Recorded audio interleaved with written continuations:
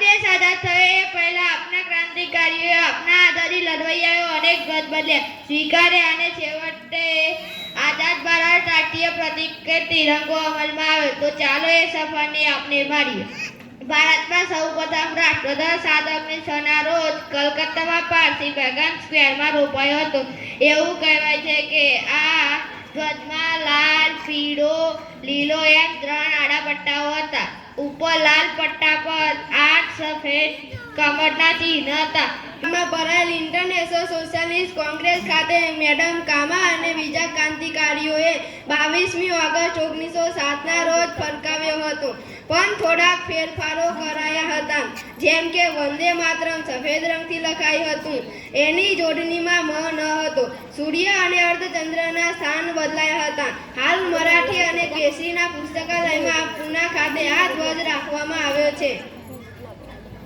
સને 1917માં ત્રીજો ધ્વજ લહેરાવવામાં આવ્યો હતો. ડોક્ટર રાણી બેસન્ટ અને લોકમાન્ય તિલકે આ ધ્વજ હોમરૂલના આંદોલન દરમિયાન ફરકાવવામાં આવ્યો હતો. આ ધ્વજમાં 5 લાલ અને 4 લીલા આડા પટ્ટા હતા અને તેમની ઉપર સ્પર્શી તારામંડળને મળતા 7 તારા અંકિત થયેલા હતા. ડાબી બાજુ યુનિયન જેકનું ચિહ્ન હતું. એક ખૂણા ઉપર સફેદ અર્ધચંદ્ર અને તારા પણ હતા.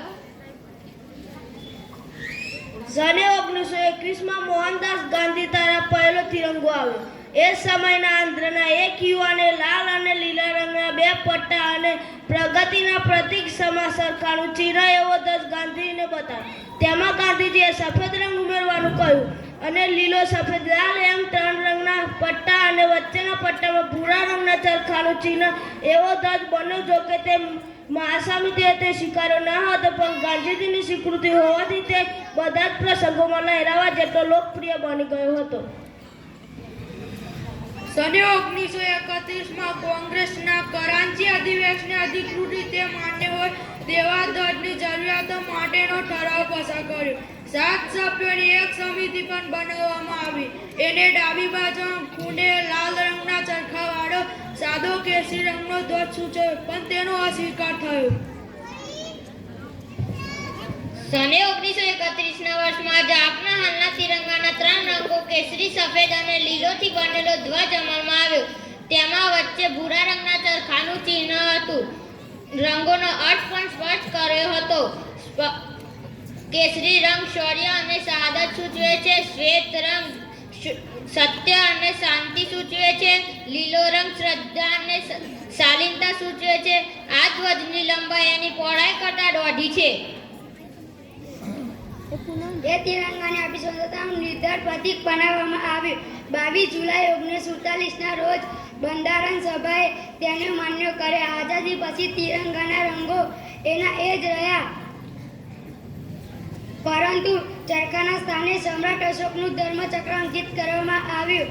લંબાઈ પહોળાઈ માટે 3:2 નક્કી કરવામાં આવ્યું. ખૂબ સરળ ખેડીને આવ્યો છે.